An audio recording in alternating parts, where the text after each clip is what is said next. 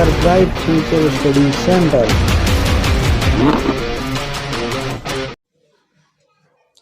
D R bright future study centre YouTube channel में आपका बहुत बहुत स्वागत है दोस्तों।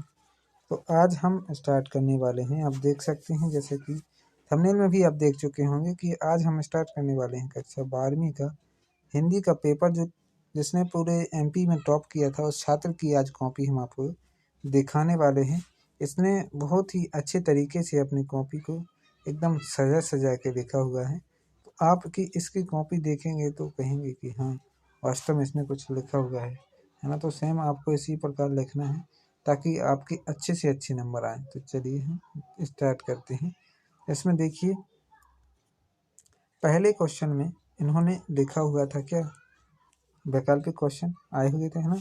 वैकल्पिक क्वेश्चनों को जो पहला है उसमें पहला जगजीवन का ये सही था है ना। फिर देखिए हर एक आंसर लिखने के पश्चात उन्होंने एक लाइन भी छोड़ी हुई है, तो आपको भी छोड़ देना है ताकि एकदम स्पष्ट रूप से देखें है ना। ये देख सकते हैं पूरे के पूरे विकल्प दिए गए हैं, वैकल्पिक क्वेश्चनों के आंसर दिए गए हैं है ना। और दूसरे क्वेश्चन में जो पूछे गए थे वो खालिस्तान पूछे गए थे, तो आप खालिस्तान भी देख सकते हैं कितने अच्छे तरीके से उन्होंने लिखे हुए हैं। इसके बाद हम चलते हैं अपने जो खालिस्तान के बाद जोड़ियाँ आती हैं, तो जोड़ियों में तीसरा क्वेश्चन पूछा गया था। जोड़ियों में कैसे करना है आपको देखिए, जोड़ियों में इस साइड की जो भी लिखी हैं इस साइड की सेम पेपर के जैसी लिख देनी है, लेकिन इस साइड जो भी लिखना है उसको कैसा लिखना है जो सही है। जैसे पहले की जो सही है अब वो चाहे जहाँ पर लिखी हो इसमें ऊपर नीचे उसी के सामने लिखना है लेकिन है ना। तो ये सही जोड़ी मानी जाएगी अपनी। चौथे क्वेश्चन में एक वाक्य में आंसर में लिखने हुए थे अपन को, तो ये एक वाक्य में आंसर लिखे हुए हैं। देख सकते हैं कितनी अच्छी तरीके से उन्होंने एकदम बहुत ही रोचक तरीके से लिखा हुआ है, आप देख सकते हैं है ना। तो आपको भी सेम इसी प्रकार से लिखना है। आप कॉपी देख सकते हैं इसकी, और यदि आपको इसका पीडीएफ फॉर्मेट चाहिए है तो टेलीग्राम ग्रुप पर जुड़ जाइए। इसके लिंक आपको वीडियो के डिस्क्रिप्शन बॉक्स में मिल जाएगी। साथ ही साथ दोस्तों उस टेलीग्राम ग्रुप पर आपको स्टडी मटेरियल भी मिलेंगे, सॉल्व पेपर भी दिए जाएंगे, और साथ ही साथ आपको जो अर्धवार्षिक त्रैमासिक के पेपर होते हैं उनके भी आपको वहाँ पर सब कुछ प्रोवाइड किया जाता है। तो आप वहाँ पर एक बार ज़रूर ज्वाइन कीजिएगा टेलीग्राम ग्रुप को। और दोस्तों आप देखेंगे कि यहाँ पर आपको इसकी क्लास 12वीं की और 10वीं की और अन्य जो एग्ज़ामिनेशन हैं उनकी हर एक कैटेगरी वाइज प्लेलिस्ट बनी हुई है सबके लिए, स्टडीज़ के लिए है ना। तो आप वहाँ पर जाके प्लेलिस्ट में ज़रूर देखिएगा। आपके लिए बहुत सारी वीडियोज़ हैं, बहुत ज़्यादा हेल्पफुल हैं, जो आपको पेपर देने के पहले ज़रूर देखनी चाहिए। तो आप एक बार प्लेलिस्ट में जाके ज़रूर देखिएगा उनको है ना। तो देखिए 5वें क्वेश्चन में आपके सत्य पूछे गए थे। सत्य में कोई सा भी आंसर लिखना है उसके बाद एक लाइन छोड़ देनी है, देख सकते हैं आप, ताकि जो हमने आंसर लिखा हुआ है वो एकदम स्पष्ट रूप से देखना चाहिए, ना कि गुदा हुआ है ना। कि उसी में थोड़ा सा जगह नहीं छोड़ी और गुचर पुचर उसी में कर दी, तो वो नहीं करना है आपको। एकदम स्पष्ट तरीके से लिखना है, देख सकते हैं आप। हर एक आंसर लिखने के पश्चात उन्होंने एक लाइन छोड़ी हुई है, और जब आंसर डालते हैं हम प्रश्न क्रमांक 6वें का उत्तर यहाँ पर ये लिखना है। प्रश्न क्रमांक 6 का उत्तर इन्होंने थोड़ा शॉर्ट लिख दिया है, तो ऐसा नहीं लिखना है आपको, और अच्छे से लिखना है, इनसे भी अच्छा है ना। और देखिए इन्होंने मतलब स्पेस काफ़ी दिया हुआ है ताकि अच्छे से हर एक शब्द एकदम अच्छे तरीके से समझ में आए कि कौन सा शब्द क्या लिखा हुआ है। और इससे आपकी जो है राइटिंग भी बहुत अच्छी दिखती है ना। तो प्रश्न क्रमांक 7 का उत्तर लिखना है, ना कि आपको ऐसा भी नहीं लिखना है जैसा इन्होंने लिखा हुआ है। आपको इनसे बेहतर बनना है ना। बेहतर बनना है तो कुछ बेहतर करना पड़ेगा।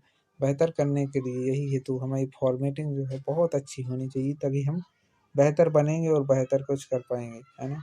8वां क्वेश्चन देखिए, सेम उसी प्रकार आपको इसको भी लिखना है उत्तर, प्रश्न क्रमांक 8 का उत्तर, और फिर जो उसमें क्वेश्चन दिया गया है उसको अच्छे तरीके से लिख देना है। एकदम लाइनों के लाइन नहीं छोड़ना है, लेकिन जो अपने शब्द लिखे हुए हैं उनमें स्पेस पर्याप्त देना है, ताकि सामने वाला जो चेक करने वाला है उसको ये समझ में ना आए कि यहाँ पर क्या लिखा हुआ है ना।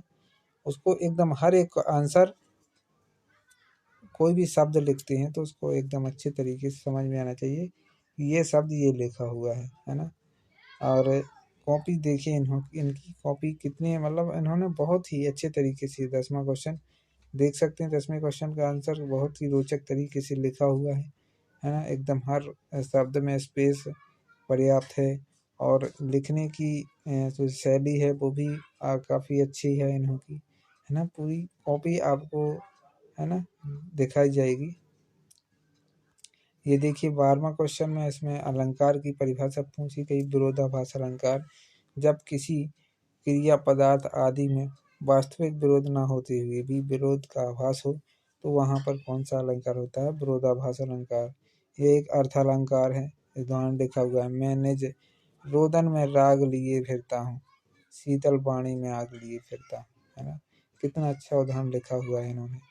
तो आपको भी बहुत ही अच्छे उदाहरण जाके पढ़ने से ही हमें स्पष्ट हो जाएं, तो ऐसे उदाहरण लिखना चाहिए। सौरठा छंद का देखिए एग्जाम्पल और परिभाषा लिखी हुई है इन्होंने। सौरठा छंद द्विआद छंद के विपरीत होता है। इसके प्रथम एवं तृतीय चरण में 11-11 मात्राएं होती हैं और द्वितीय और चतुर्थ चरण में 13-13 मात्राएं होती हैं। कुल मिलाकर इसमें 24 मात्राएं होती हैं। और ये उन्होंने एग्जाम्पल लिखा हुआ है। बार बार कह राव, है ना, समुखी। ये इस प्रकार से उनका एग्जाम्पल भी लिखा हुआ है। फिर 14वें क्वेश्चन में मुहावरे और लोकोक्ति में अंतर लिखा हुआ है ना। तो आपको मुहावरे और लोकोक्ति में 2 अंतर भी याद कर लेना है और एक एक एग्जाम्पल भी याद कर लेना अच्छे तरीके से, है ना। एक एक दो दो जितने भी हो सकते हैं आपसे, तो वो अच्छे तरीके से लिखना है। इनसे भी अच्छे तरीके से आप लिख सकते हैं, है ना।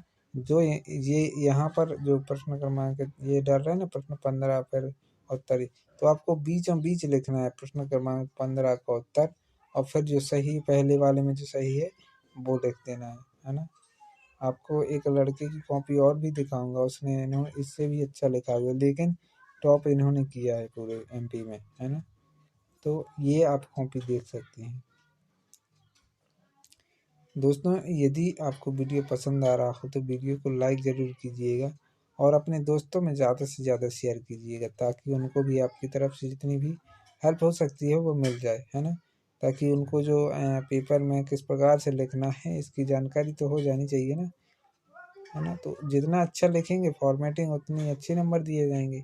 और साथ ही साथ ऐसा नहीं है कि खाली फॉर्मेटिंग से काम चल जाएगा, उसमें शब्द भी आपको एकदम जो क्वेश्चन पूछा गया है वही लिखना है, ना कि जो फालतू चीज़ें लिख देते हैं कोई। कई लोग तो पेपर में गाने लिख के आ जाते, तो गाने नहीं लिखना है आपको। एकदम जो क्वेश्चन पूछ रहा है वही उसी से रिलेटेड चल जाएगा आपका। लेकिन आप ऐसा नहीं है कि क्वेश्चन कुछ पूछ रहा है, आप कुछ लिख रहे हैं तो उसके आपको नंबर नहीं दिए जाएंगे, क्योंकि ये बोर्ड परीक्षा की एग्ज़ाम है, ना कि ये नॉर्मल वाली है ना। तो आप ये चीज़ें अच्छे से ध्यान रखिएगा। इसमें आपको समझा दूँ, जो ये चीज़ होती है क्या, परिचय, तो जीवन परिचय में क्या क्या लिखते हैं वो जो देखिए। जैसे इसमें महादेवी वर्मा का जीवन परिचय पूछा गया है। महादेवी वर्मा जी जो क्या हैं, एक साहित्यकार हैं, है ना। तो ये इन्होंने देखिए महादेवी वर्मा जी के बारे में पहले उनके जीवन परिचय के बारे में बताया, है ना। फिर उनकी 2 रचनाएं लिखी। इसके पश्चात भाषा शैली लिखी उनकी, है ना। भाषा और अगले में शैली लिखी, चित्रात्मक शैली, है ना, विवेचनात्मक शैली। जिस भी शैली का उन्होंने इस्तेमाल किया है अपने दोहों में, उस प्रकार से बताया हुआ है ना। और गद्यांश में और साहित्य में स्थान, फिर साहित्य में स्थान बता देना है सभी का, है ना।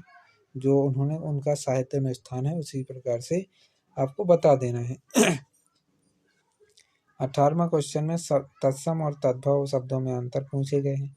तत्सम का शाब्दिक अर्थ है उसका समान, उसके समान, अर्थात उसमें अनेक स्रोत संस्कृत से, अपने स्रोत संस्कृत के समान है ना। तो ये तत्सम और तद्भव में अंतर लिखा हुआ है। इसके बाद हम चलते हैं 19वां प्रश्न की तरफ। निम्नलिखित पाठ्य पठिता गद्यांश, है ना, इनको गद्यांशों को पढ़ के और आंसर लिखने हुए थे। तो ये 19वां क्वेश्चन के आंसर लिखे हुए हैं।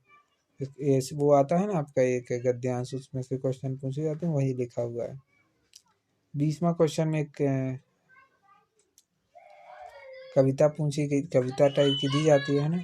जिसको हम काव्य खंड कहते हैं। काव्य खंड से कुछ पंक्तियाँ दी जाती हैं, उसमें संदर्भ, प्रसंग और व्याख्या लिखी जाती है। संदर्भ में वो पंक्तियाँ किसके बारे कहाँ से ली गई हैं वो लिखते हैं।